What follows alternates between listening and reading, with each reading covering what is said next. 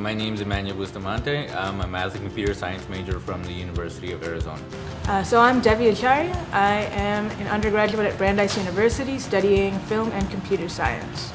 I'm Alfredo Velasco.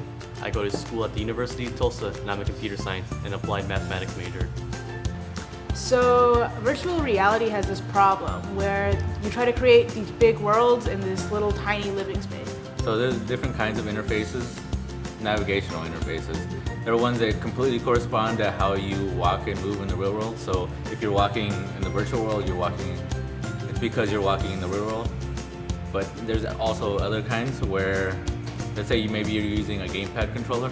So even though you're not really moving in the real world, you're moving in the virtual world. So primarily what we focused on was how those different kinds of interfaces affect how you navigate in virtual space. I was tasked with making the objects and putting them in the virtual environment for people to orient themselves. I also had to write scripts to collect the data, and I also had to process the data and analyze the use of statistical methods. I mostly worked on programming the triangles that people walk. So we had triangle completion tasks that we had participants complete, where they walk 2 legs of a triangle and then sort of point back to where they think they came from. And so I was making sure that those triangles were of appropriate lengths, had different angles, and no one ran into walls. I also worked a lot on the design for our poster. What I focused on primarily was writing the code for the different kinds of movement interfaces. We did this in Unity using C#.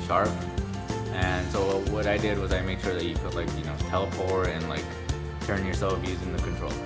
The most interesting part of the research, I would say, is actually running the experiments. I mean, you go in there, you could either be wearing a t-shirt or button-down shirt like this one, and a tie, and you go in there with your participants and you're actually running them like you're assigned to the suite.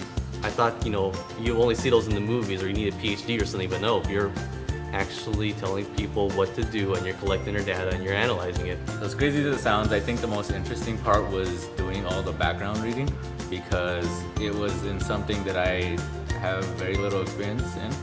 So most of the background reading we did was reading psychology papers. It was just kind of like a glimpse into the psychology world that I wouldn't have had otherwise. For me, I think the most challenging part is just knowing that I didn't know everything at the beginning. So our mentor John would come to us and he'd be like, "Oh, can you do this? Can you add this to the project?" And we'd be like, "Yeah, sure." And we just have to figure it out. And I think that took some courage, but we got there.